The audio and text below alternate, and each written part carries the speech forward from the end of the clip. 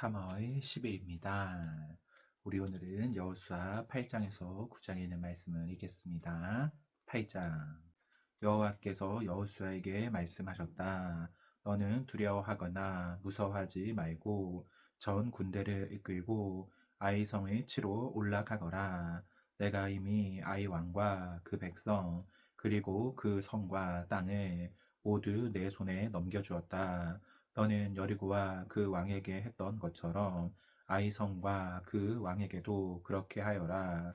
그러나 정과는 달리 약탈한 물건과 가축을 너희가 가져도 좋다. 이번에는 성 뒤에 병력을 매복시켜라. 그래서 여호수아는 아이성을 칠 주력 부대가 떠나기에 앞서 3만 명의 정예 병을 뽑아 그들에게 작전 명령을 하달하였다. 여러분은 성 뒤로 가서 그리 멀리 떨어지지 않은 지점에 매복하여 공격 준비를 하시오. 내가 인솔하는 주력 부대가 성을 치러 가까이 가면 아이군이 전과 같이 싸우러 나올 것입니다. 그러면 우리가 그들에게 쫓겨 도망하는 척 하면서 우리를 추격하는 아이군이 성 안에서 완전히 다 빠져나올 때까지 유인 작전을 벌이겠습니다. 아마 그들은 전과 같이 우리가 도망친다고 생각할 것입니다. 그들이 성에서 다 빠져나오면 여러분은 매복하고 있던 곳에서 일제히 일어나 성 안으로 돌격하여 그 성을 점령하시오. 여러분의 하나님 여호와께서 그 성을 여러분에게 주실 것입니다. 성을 점령하면 여러분은 여호와의 명령대로 그곳에 불을 지르시오. 이것은 내가 여러분에게 내리는 명령입니다. 작전 지시가 끝나자 그날 밤 그들은 여호수아의 명령대로 그곳을 떠나 베델과 아이 사이에 매복하였고 여호수아는 백성들과 함께 그날 밤을 진영에서 보냈다. 다음 날 아침 여호수아는 일찍 일어나 병력을 점검하고 백성의 지도자들과 함께 그들을 인솔하여 아이 성으로 올라갔다. 그를 따르는 주력 부대는 성문 쪽을 향해 나아가다가 계곡 하나를 사이에 두고 아이성 북쪽에 진을 쳤다. 그리고 여호수아는 5천 명 정도의 또 다른 병력을 뽑아 아이성 서쪽 베델과 아이 사이에 매복시켰다. 이와 같이 아이성 북쪽에는 주력 부대가 배치되었고 나머지 병력을 아이성 서쪽에 매복하였으며 여호수아는 그날 밤을 계곡에서 보냈다. 아이 왕이 이것을 보고 다음날 아침 일찍 일어나 병력을 이끌고 이스라엘 군과 싸우기 위해 요단 계곡을 향해 달려나왔다. 물론 그들은 이스라엘 병력이 성 뒤에 매복하고 있는 것은 모르고 있었다. 여호수아와 이스라엘 군대는 패한 척하면서 광야 길로 도망쳤다. 이때 성 안의 모든 아이군이 이스라엘 군의 유인 작전에 말려들어 그들을 추격하느라고 성에서 멀리 떠났다. 그래서 아이성이나 베델에는 남아있는 적군이 한 명도 없었고 성문은 활짝 열려 있었으며 성은 무방비 상태였다. 바로 그때 여호와께서 여호수아에게 내 단창을 들어 아이성을 가리켜라. 내가 그 성을 너에게 주겠다 하고 말씀하셨다.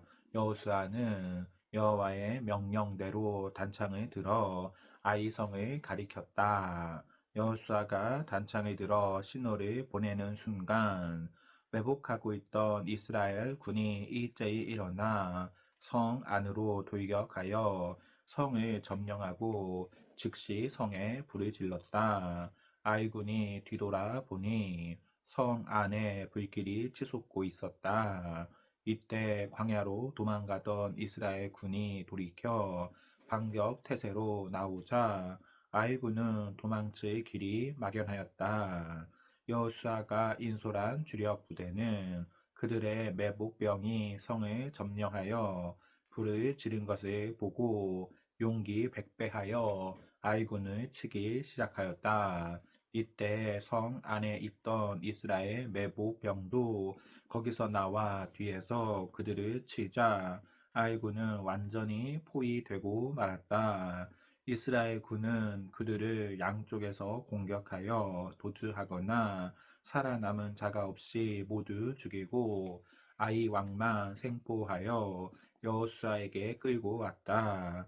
이스라엘 군은 광야에서 자기들이 추격하던 아이 군을 모조리 쳐 죽인 다음에 아이 성으로 돌아가서 성 안에 남아 있는 사람들까지 전부 죽였다. 이렇게 해서 아이 사람은 전멸되었는데 그날 죽음을 당한 아이 사람은 남녀 모두 12,000명이었다. 이와 같이 아이 사람이 완전히 전멸될 때까지 여호수아는 단창을 든 그의 손을 내리지 않았다. 그러나 이스라엘 군은 여호와께서 여호수아에게 말씀하신 대로 그 성의 가축과 전리품은 없애지 않고 자기들이 가졌다. 이렇게 하여 아이성은 잿더미가 되어 오늘날까지 황폐한 땅이 되고 말았다.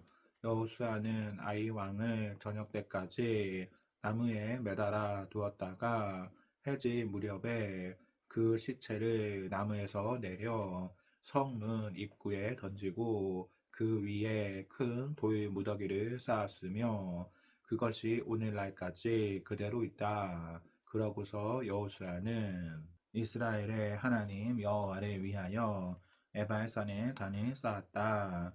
이것은 여호와의 종 모세가 이스라엘 백성에게 지시하고 또 그의 율법책에도 기록된 바로 그 양식에 따라 철 연장으로 다듬지 않은 자연석으로 만든 단이었다.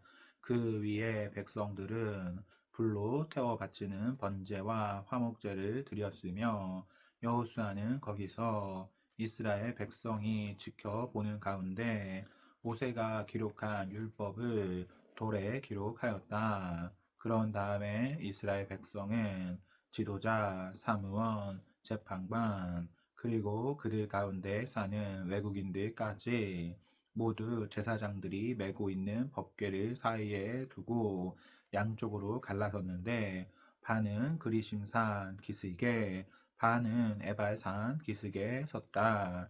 이것은 여호와의 종 모세가 이스라엘 백성을 축복할 때는 그렇게 하라고 명령하였기 때문이었다. 그리고 여호수아는 여자들과 아이들과 외국인을 포함한 모든 이스라엘 백성에게 율법 책에 기록된 대로 축복의 말씀과 저주의 말씀을 크게 낭독해 주었으며 모세가 명령한 것 중에서 그들에게 낭독해 주지 않은 말은 하나도 없었다. 9장 요단강 서쪽 지역의 왕들이 이 일을 듣고 합세하여 여호수아가 이끄는 이스라엘 군과 맞서 싸울 태세를 갖추었다. 그들은 산간 지대와 저지대와 북쪽으로 레바논까지 뻗어 있는 지중해 연안 일대에 흩어져 사는 해쪽, 아모리족, 가나안족, 브리스족, 히위족, 여부스족의 왕들이었다. 그러나 히위족의 기브온 사람들은 여리고와 아이에서 일어난 일을 듣고 살 길을 찾기 위해 묘한 꾀를 내어 여호수아에게 사신을 보냈다. 그들이 보낸 사신들은 먼 여행을 한 것처럼 헤어져서 너덜너덜한 마대를 안장에 달고 낡고 터져서 기운 포도주 부대를 나귀에 싣고 달아서 기운 신발을 신고 람누한 옷을 입고 마르고 곰팡이 냄새가 나는 빵을 마련하여 이스라엘 사람들이 머물고 있는 곳을 향해 떠났다. 그들은 길갈에 있는 이스라엘 진영에 이르러 여호수아와 그 백성에게 우리는 당신들과 평화 조약을 맺기 위해 먼 땅에서 왔습니다. 이제 우리와 조약을 맺읍시다 하였다. 그러나 이스라엘 사람들은 이 히위 사람들에게 이렇게 말하였다. 당신들은 이 부근에 사는 사람들 같은데 만일 그것이 사실이라면 우리가 어떻게 당신들과 조약을 맺겠소? 그들이 여호수아에게 우리가 당신의 종이 되겠습니다 하고 대답하자 여호수아가 그들에게 물었다. 당신들은 누구며 어디에서 왔소? 그때 그들은 여호수아에게 이렇게 대답하였다.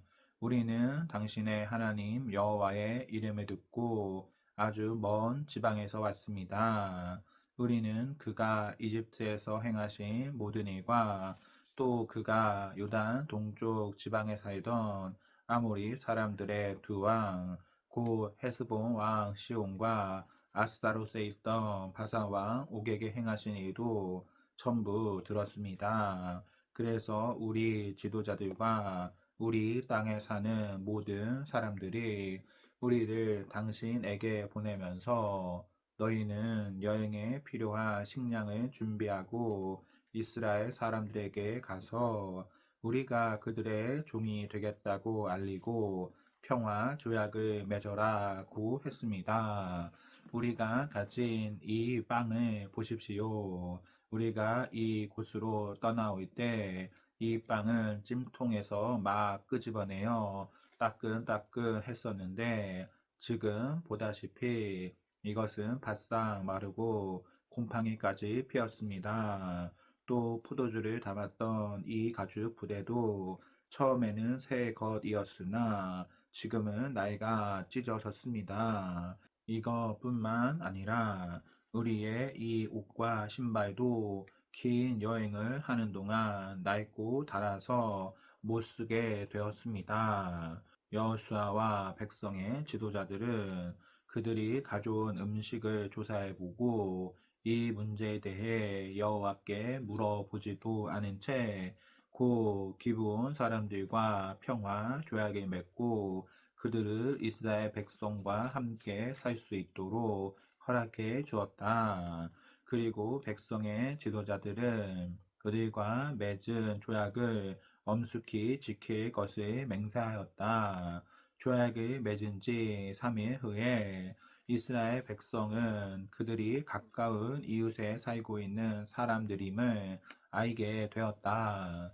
그래서 이스라엘 사람들은 그 사실을 밝히기 위해 즉시 그곳을 떠나 3일 만에 그들이 사는 여러 마을에 도착하여 그 지역 일대가 기브온 급이라 부에로 기럇 여아림이라는 사실을 확인하였다.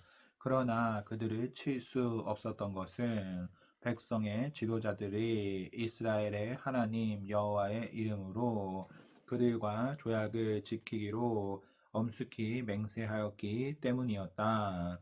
이 일로 모든 백성이 그들의 지도자들을 원망하자 그들이 이렇게 대답하였다. 우리가 이스라엘의 하나님 여호와의 이름으로 그들에게 엄숙히 맹세하였으므로 이제 그들에게 손을 댈 수 없습니다. 우리는 그들에게 맹세한 대로 그들을 살려 주어야 합니다. 만일 우리가 이 약속을 어기면 여호와께서 우리를 벌하실 것입니다. 그러므로 그들을 살려 주어 우리 대신해서 나무를 베고 물을 깃는 종이 되게 합시다. 여호수아는 기브온 사람들을 불러놓고 따졌다. 너희는 바로 이 부근에 살면서 어째서 멀리서 왔다고 우리를 속였느냐? 너희는 우리를 속인 죄로 저주를 받아 영영 우리의 종이 되어 우리 하나님의 성소를 위해 나무를 패며 물을 깃게 될 것이다. 그러자 그들은 여호수아에게 이렇게 대답하였다. 당신의 하나님 여호와께서 그의 종 모세에게 이 땅을 모두 당신들에게 주고 또 이곳 백성을 다 죽이라고 명령하신 것이 사실임을 우리는 알게 되었습니다. 우리가 이렇게 한 것은 당신들을 두려워하여 우리 생명의 위협을 느꼈기 때문입니다. 이제 우리는 당신의 손 안에 있습니다. 그러니 당신이 좋을 대로 우리를 처리하십시오. 그래서 여호수아는 그들을 보호하고 이스라엘 백성이 그들을 죽이지 못하도록 하였다. 그날부터 여호수아는 그들을 종으로 삼아 이스라엘 백성과 여호와의 단을 위해 나무를 패고 물을 깊게 하였는데 오늘날까지 그들은 여호와께서 예배처로 지정하신 곳에서 이 일을 계속하고 있다. 아멘. 오늘 말씀을 모두 읽었습니다. 성령 충만한 성도 되기를 소망합니다. 아멘.